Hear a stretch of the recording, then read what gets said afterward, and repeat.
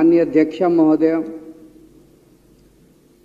आज मैं सदन को एक कहानी सुनाना चाहता हूं।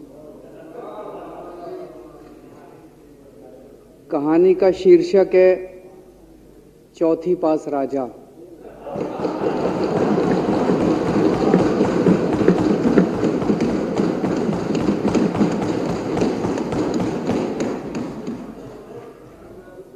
आपने बचपन में राजा रानी की बहुत कहानियां सुनी होंगी। मेरी कहानी में रानी नहीं है,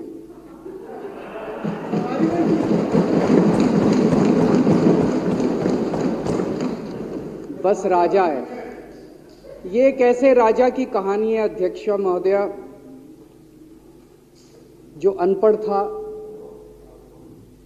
चौथी पास था, बेहद अहंकारी था, बहुत अहंकार था, बहुत ज्यादा, और पैसे की इतनी हवस थी, इतना भ्रष्टाचारी था, इतना भ्रष्टाचारी राजा था।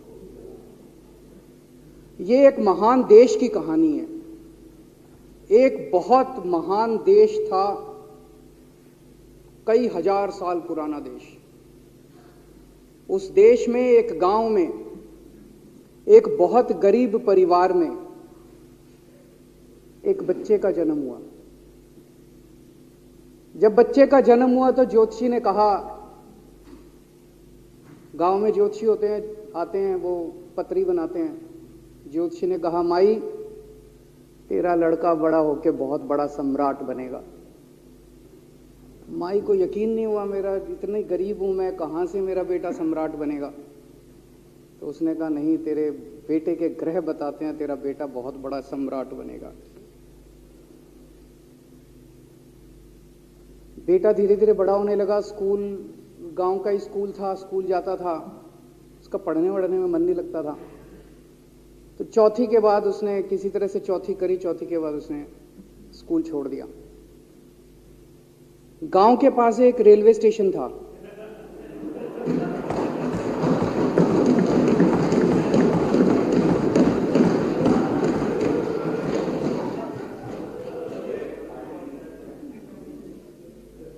तो घर का खर्चा चलाने के लिए वो लड़का वहां स्टेशन पे चाय बेचता था। लड़के को भाषण देने का बड़ा शौक था। सारे गांव के लड़कों को इकट्ठा कर लेता, आसपास के गांव के भी इकट्ठा कर लेता, सामने वो खाट डाल लेता, उस पर चढ़ जाता और भाषण देता। धीरे धीरे आसपास के गांव के लड़के भी इकट्ठे हो गए। जिस भी चीज में भाषण देता, एक बार शुरू हो जाता तो बंद ही नहीं होता।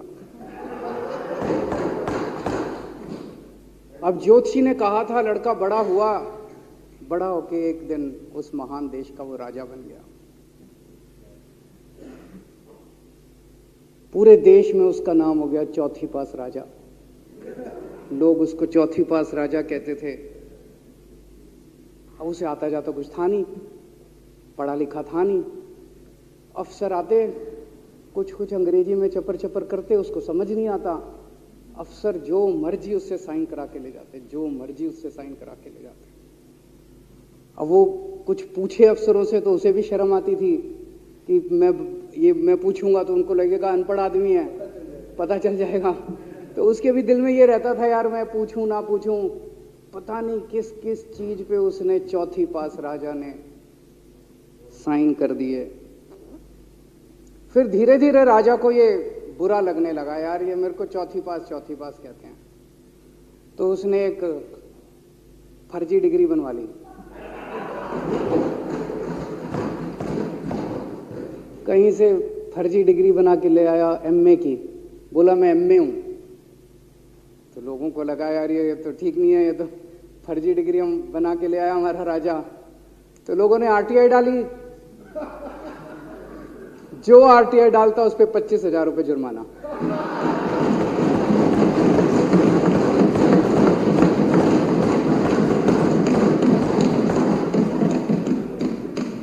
आपके नेता की बात नहीं कर रहा। आप लोग भी हंस सकते हो।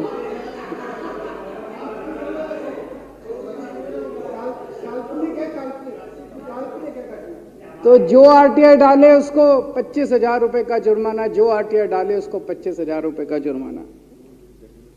एक दिन कुछ लोग गए चौथी पास राजा के पास, बोले जी एक बड़ा धांसू आइडिया लेके आए हैं। बोले बताओ। बोले जी नोटबंदी कर दो, भ्रष्टाचार खत्म हो जाएगा देश से। तो उसने कुछ पूछा, उसे कुछ समझ नहीं आया राजा को क्या कह रहे हैं क्या नहीं, पर उसे लगा यार कुछ धांसू आइडिया होगा। उसने एक दिन रात को 8 बजे टीवी चैनलों पे जाके नोटबंदी कर दी। बोला सारे नोट बंद। पूरे देश में हाहाकार मच गया, तड़प गए लोग, धंधे बंद हो गए, दुकानें बंद हो गई, लोग बेरोजगार हो गए, बुरा हाल हो गया पूरे देश। लंबी लंबी लाइनें लग गई पूरे देश के अंदर। लोगों ने जाके उसको कहा जी नोटबंदी कर दो, आतंकवाद खत्म हो जाएगा। ना आतंकवाद खत्म हुआ, ना भ्रष्टाचार खत्म हुआ, देश बर्बाद हो गया। वो महान देश जिसका वो राजा बना था, वो देश 10 साल 15 साल 20 साल पीछे चला गया उस नोटबंदी से, उस चौथी पास राजा की वजह से। एक दिन कुछ लोग गए उस राजा के पास, बोले जी खेती खूब बड़ी हो जाएगी, ये किसानों के कानून पास कर दो। जो इसके विरोध में नहीं है वो ना कहे। हाँ पक्ष जीता, हाँ पक्ष जीता, संकल्प स्वीकार हुआ।